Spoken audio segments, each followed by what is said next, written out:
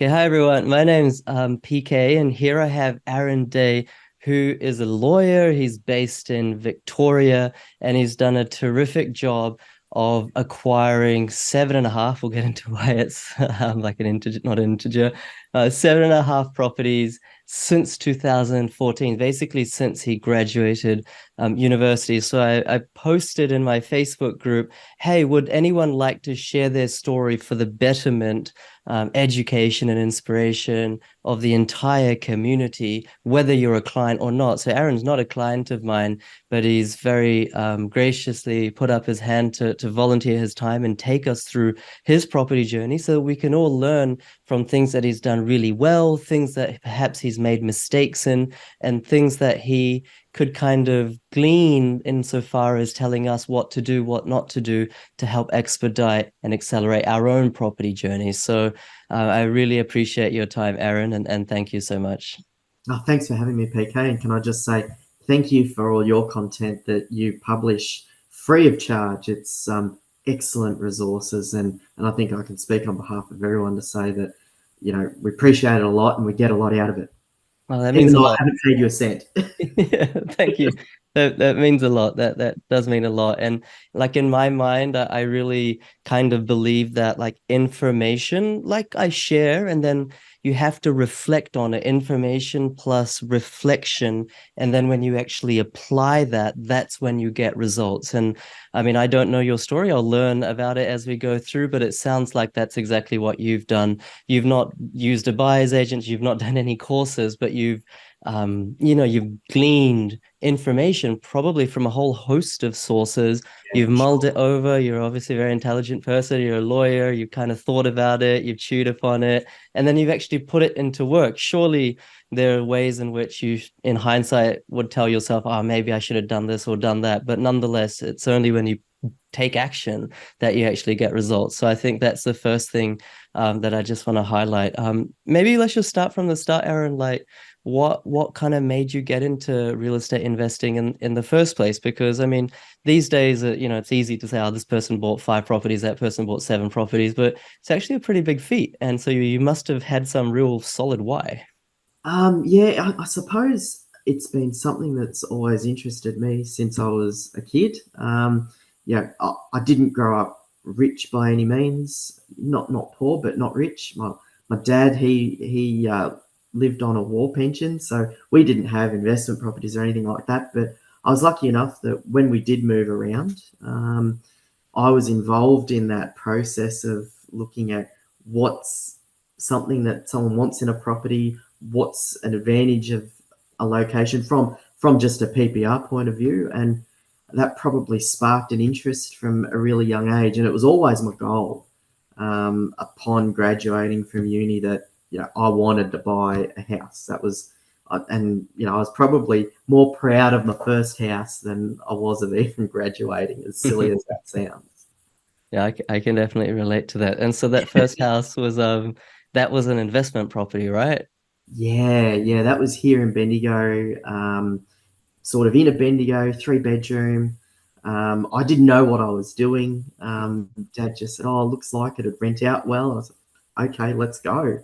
So I didn't know what I was doing, but it was local to me. I understood the area, and I think that's something that so many investors do is, oh, well, I'm familiar with the area, I'll just buy here. And that's certainly not my strategy these days, but it worked for the time. Yeah, I mean, probably some skill, I don't know, probably some luck, I don't know, but Bendigo's done really well. Maybe I wouldn't say from 2014, right? You'd probably agree with me on that. Probably since 2016 or 17, it's really gone from strength to strength. Yeah, at the time I was a bit disappointed that I didn't see much growth initially. So yeah, when you buy somewhere where you do have growth at the start, that is so much better. Yeah. And so then when and where did you buy your second one? Yeah, so my dad passed away not long after that, and he used to be in the army, and I had this really weird emotional hang up about I want to buy where my dad was years ago when he was in the army. So Right. I decided Northwest Brisbane was the place I wanted to buy. And it was 2015 and Sydney had boomed, Melbourne was on the way up, and by some weird logic, I said, oh, Brisbane's got to be next, which I Mhm. think a few people probably thought, but Yeah. there's no backing for that whatsoever. It was just, why not? So I bought a townhouse, which upon reflection wasn't the greatest purchase. Uh-huh. But I bought that in 2015 in a suburb called Alderley, which is near the Enoggera Army Base. Yeah, Enoggera, there's that army base over there. I remember it. Yeah, yeah. So I bought that. It was in a complex of five, um, and it didn't really grow much for a few years either. Mm. And the strata fees were a killer, but I was very proud that I had my second place. I only recently sold it, and I made a bit of money on it. And I think that's one of the good things about property, in that it's such a forgiving asset class Hmm. that give it a bit of time. Eventually, each area will eventually go up, but there was a bit of opportunity cost in that, I think. Yeah, I remember like back in 2007, like in high school, they used to take us to that Enoggera Army base for like excursions. I don't know what we used to do there, to be honest, but they used to take us there sometimes. And I always thought it was like a really nice area. Like the houses are really beautiful and big.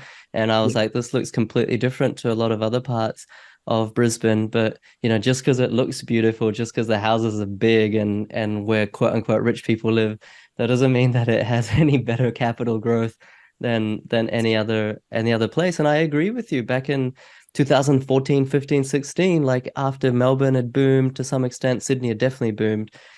Brisbane was all the rage, and all these like southern investors from New South Wales and Victoria were like, Brisbane's next because that's the biggest or the it's third got to biggest be. capital city. It's affordable. It's got to go up. And I was just, I mean, I wasn't super experienced at the time. I was like, yeah, maybe that's true.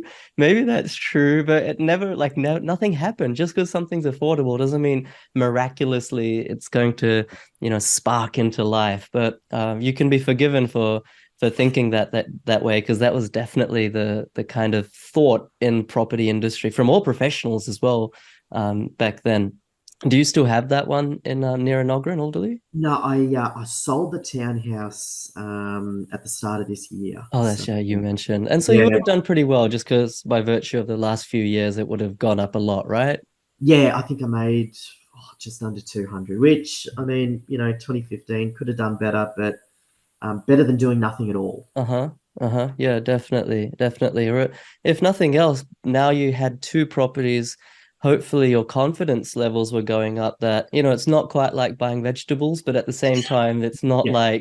like going to the moon. It's actually plausible and achievable even for a young person like yourself at the time. And so when and where did you buy your third one?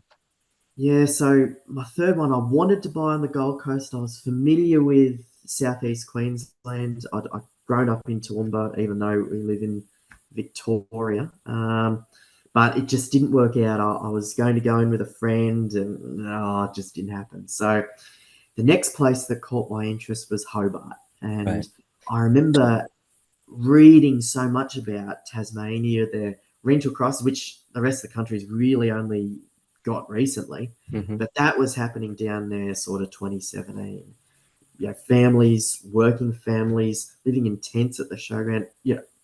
Absolutely awful stuff. But it shows that there is demand for houses, and so I decided that that's where I wanted to go next. And we were currently building our PPR here in Bendigo, and I remember my mother-in-law saying, "Aaron, you haven't even finished building this, and you want to go down to Tasmania?" I said, "No, I'm so confident that if there's such pressure, uh, there's only one way it can go." Hmm. So we went down to Hobart, had a look around, and I had this, oh, I suppose, obsession with development. As a part of my work at the time, I did a lot of property law stuff, and so we bought some vacant land, and it was this corner block, 650 square meters on the eastern shore in a greenfield estate. Now, probably not your usual kind of investment, but I could just see that uh, once developed, these properties were selling for mid threes, high threes, even low fours. And the city of Clarence, where we bought, has this strata rule. It must be over 650 square meters, and it was 650 square meters. So I said, yep, we'll get a builder. It'll only cost, 400, 450 to put a couple of little villas on there. Mm-hmm. Invariably, budgets blow out, timelines blow out, and it went far longer and was more expensive than I thought. But ultimately, we sold it in 2020, Mm-hmm. two units, and by virtue of the market, it went up, and it did really, really well. And we were quite lucky. I think anyone who invested in Hobart around that time did really, really well, and Yeah. we were lucky we had two, even though each of them, those brand new shiny properties aren't as good as those existing ones with a better land component, which I didn't know at the time, but we still did pretty well. Right, right. Yeah, I mean, at least from a timing perspective, if you got into Hobart 2016 or 17, then that was like happy days. It's probably the the the site or the property that performed the best in the short term out of the three that you'd got so far. I mean, certainly we were buying in places like Burnie and Glenorchy and other places around Hobart as well at that time.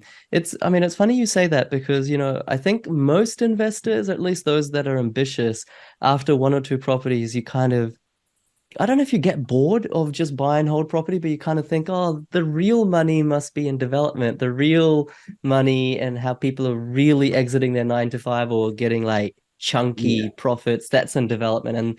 And all of a sudden your sight turns to development and without fully appreciating like just amount of capital that it requires, the absolutely. complexity that's involved and also like the effort, the time effort. And Mm. for me, I did the exact same thing. Like after a Yeah, few properties, I got into development and probably a bit like you, I was maybe a bit lucky with the market and how it turned out. But very quickly my realization was like development's great, don't get me wrong, but it's not for someone like me who when I go to sleep at night, I want to go to sleep with no thoughts in my mind. yeah, yeah.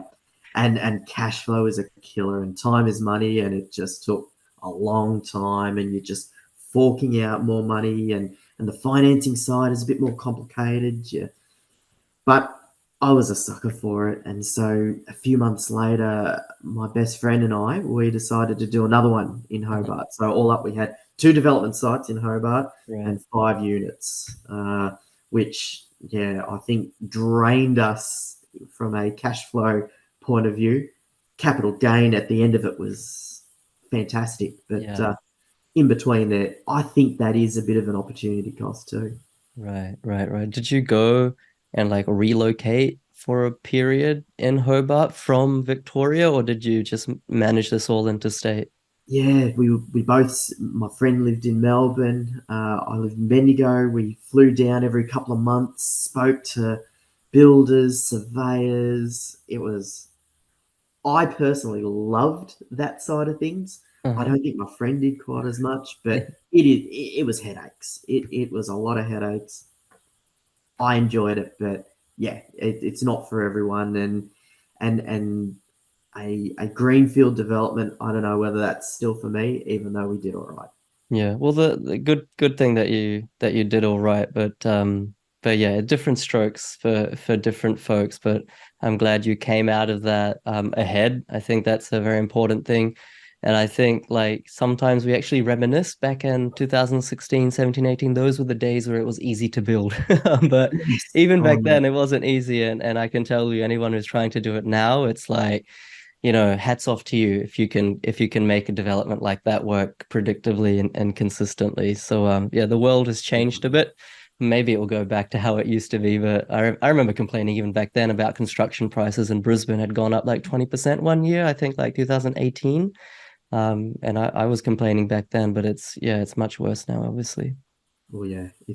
Yeah. It's wouldn't want to be building right now. Yeah, yeah, exactly. Okay. So that's like one, two, let's say that's four and a half properties. What and when did you well, what did you do next? Yeah. So once we sold those, we got a bit of capital out of them, and a fair bit of capital out of them, which was really good timing. I then bought some again, greenfield land here in Bendigo. Yep. I found this little development not far from where I live, and that wasn't the reason why I chose it. It's just Bendigo was going gangbusters, and Yeah. so I bought a block. Only had to put $5,000 down. It was off the plan. The sale price was 240. They said that titles would eventuate around Christmas time, 2021. Uh, didn't We still don't have titles yet, Oh no.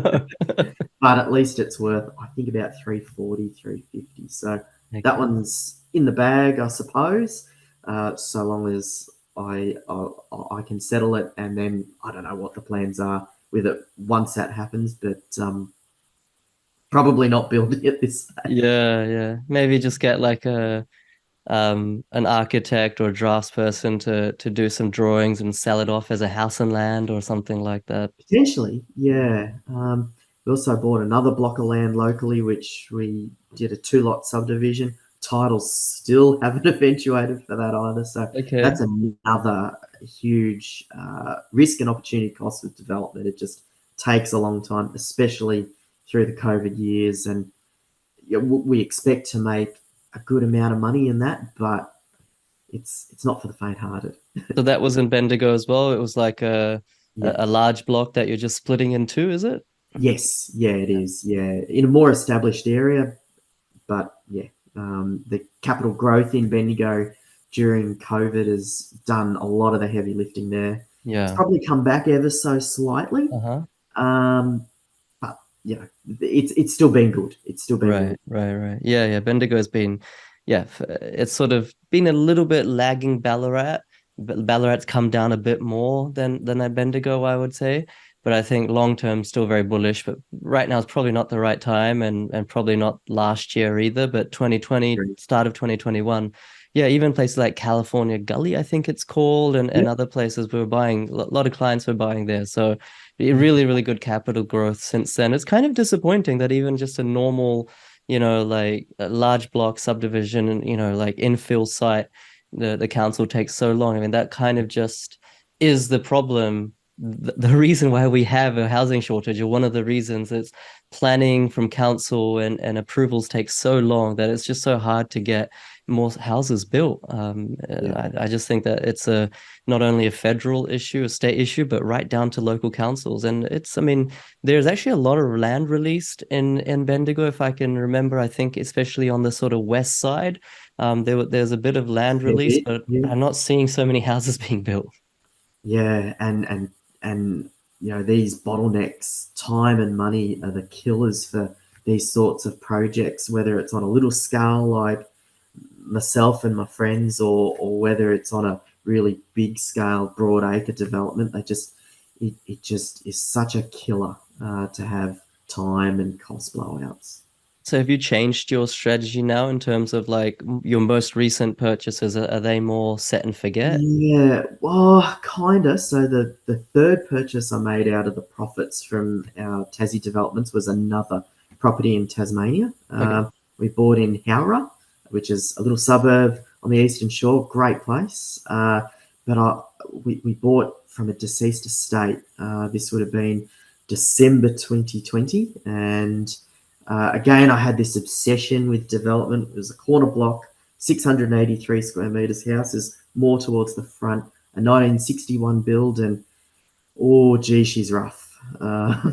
But by that time, I'd probably cottoned on to these brand new shiny things. Don't make quite as much money as something with a healthy, good land component.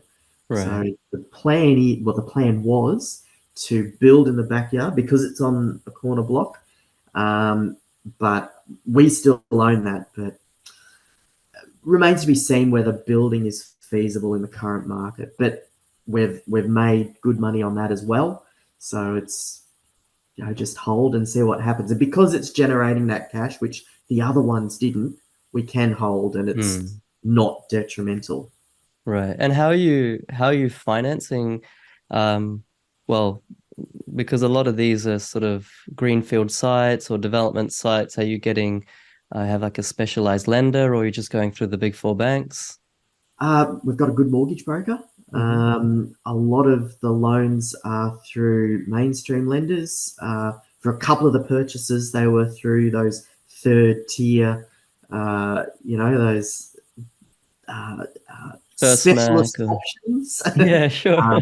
And we've refinanced out of those Right. largely at this point. Hmm. But horses for courses, they serve a purpose, and it means that you can keep things moving. But yeah, normal mortgage broker. We were just lucky that we had a lot of capital from those Tassie developments that we Hmm. could, do a lot of these things. And that block, Greenfield block in Bendigo, I've only put $5,000 down, so Okay. that's very good in that. Right, right, right. Do the banks allow you to refinance those blocks where you haven't actually built, but clearly the land has gone up in value? Do they allow you to refinance it, or only upon building do they allow you to do that? Uh, we haven't done financing Okay. for the land that we're subdividing. That was purchased outright with the profits from Tassie. So Right, right, very right. lucky with that one. But Gotcha. we found that when we were doing those developments, it's impossible to change lenders, or Hmm. near on impossible. Lenders don't want to touch something that's half built, or there's too much risk for them, which I totally understand. So Yeah. that's part of the reason why we were so, I suppose, cash strapped throughout that building, because we just couldn't refinance at the time. So it was nice once it was done. Sure, sure. And what's been like your most recent purchases? And I think did you go over to WA, didn't you? Yeah, so we in early 20 or late 2021, early 2022, Hmm.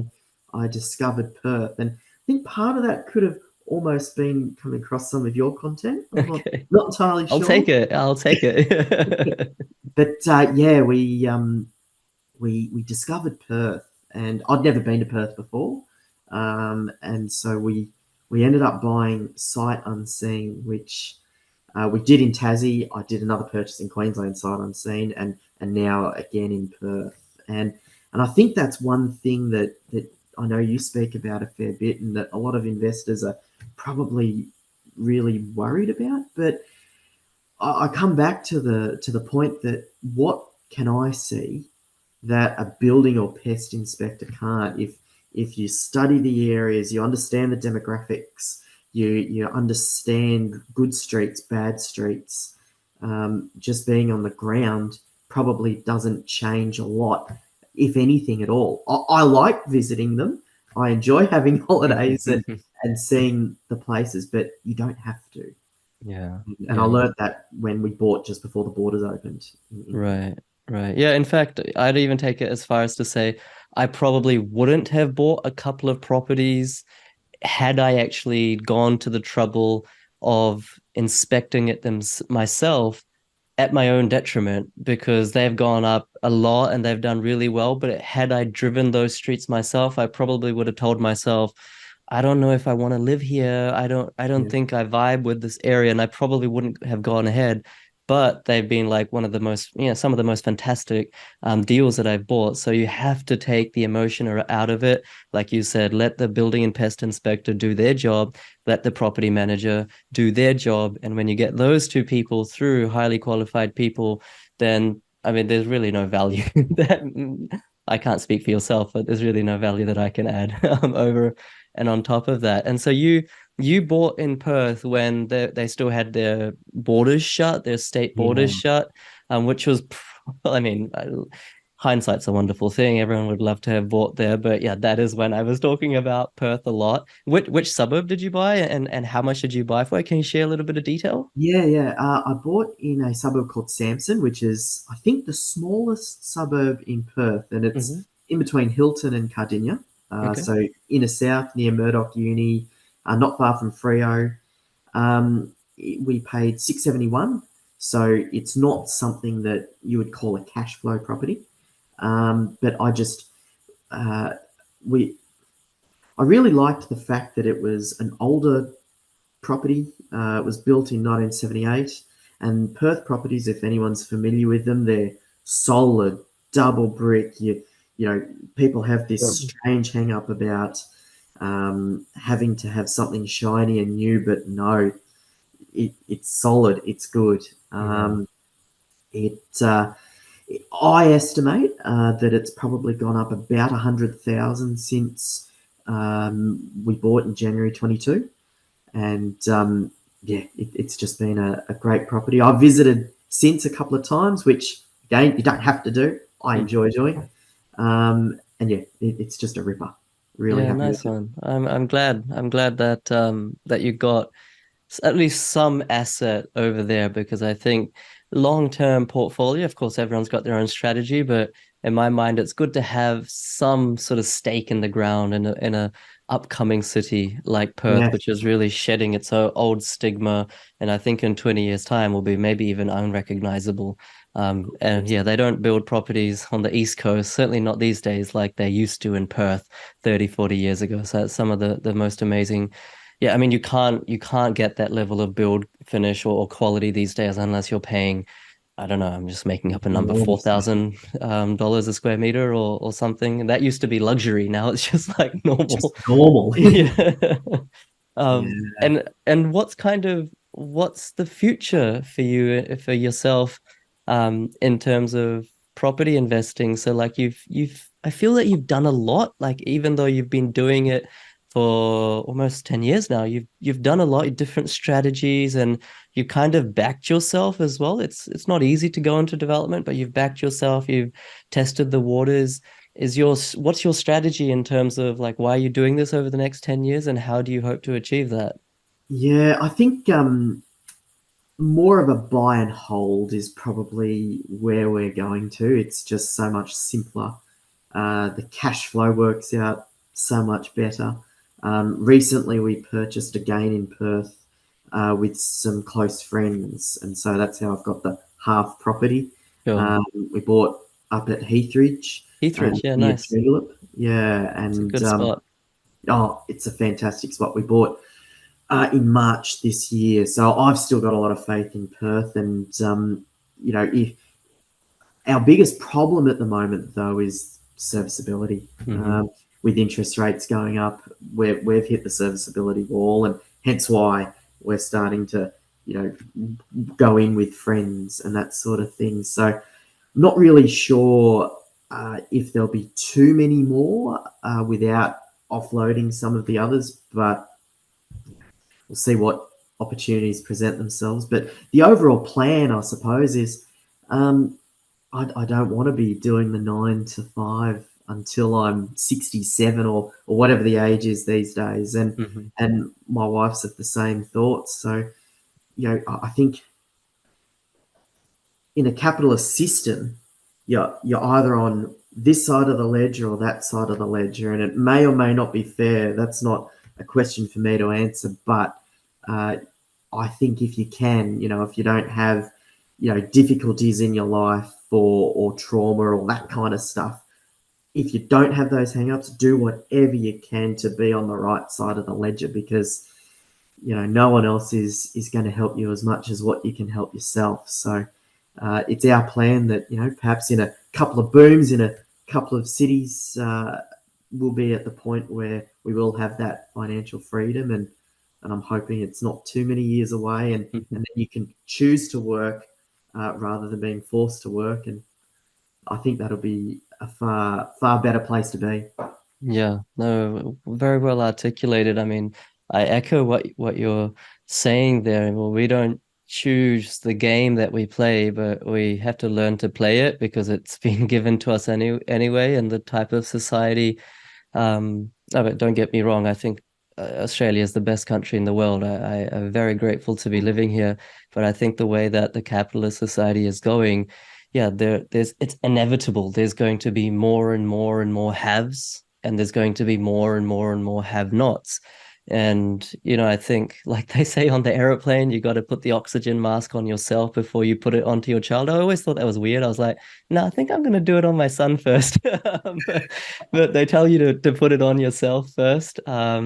So I think, yeah, we need to make sure we're on the right side of that ledger. And, people don't need to buy 7.5 properties like you have. And you've done incredibly well just by pure determination and resourcefulness. And obviously, you're like a go-getter. You have like a can-do attitude, clearly, but you don't need that many. Even if your situation just allows one property, two properties, just make sure you beg, borrow, and steal your way onto the right side of the ledger, because in 20 years' time, don't think there's not going to be another boom, two booms, three booms, four booms in the real estate market. There's so much money awash. That's how modern monetary theory works. That's how Yeah, fiat currency works. It's just going to be more and more debt, which isn't going away anytime soon, and that means more and more inequality for those people who don't know how to correctly leverage debt. So you want to be on the right side of the equation, and then hopefully, from that vantage point, you can help other people as well, once you've got that oxygen mask on yourself. So I think that's a really important point that you raised. And perhaps the last question, or last couple of questions, sure. what's like, there's going to be so many people watching this, and perhaps a lot that want to go down the route that you have, mixture of buy and hold plus small residential. I mean, when you're a new investor and you put in property investment, all of a sudden on YouTube, on Facebook, you get so many ads like NRAS, NDIS, rooming houses, like small scale developments, instant equity, 300,000. There's just so much stuff that comes up. What's like some advice that you can give to people who are perhaps in your shoes back in 2014? Like, how would you Yeah. have done things differently, perhaps? Yeah, there's a lot that I would have done differently. I think there's an enormous opportunity cost in being distracted by certain things. While we did really, really well with development and that sort of thing, especially in Tasmania, what if it wouldn't have worked out? And so I think after analyzing what we've done in different markets and now being a little bit more sophisticated, looking at data points and that sort of thing, ultimately, I think if I were to start again, find the right market, do the research, and just buy something existing. You get that cash flow through, and then you can, wash, rinse, and repeat. Yeah. Um, and had we done that, and had I been able to buy on the Gold Coast in sort of 2016 instead of Brisbane, or had we bought existing properties in Hobart, while we may have made a similar amount of money, we would have had a lot more serviceability to be able to, really leverage up. So it might have been more than 7.5. So Hmm. I think sometimes it's really easy to overcomplicate things. Hmm. Sometimes it's really easy to think that you know I know better because I've got this secret sauce or something. But Yeah. no, it's actually, um, if you know what to look for and you know how to look for it, it's not that difficult, Yeah. really, if Yeah. you have the right settings in place. So yeah, it would be buy and hold, and yeah, and I've got a lot of faith in markets, uh, in particular Perth, and as you say, you know, it, I feel really sorry for those people who say, oh, I've been looking to buy a house for 4 years and I've missed out at successive auctions because I didn't want to pay too much. No, at the end of the day, you have to be realistic as to what market price is or close to that, and just hop in the right markets, because you just get left behind otherwise. And Hmm.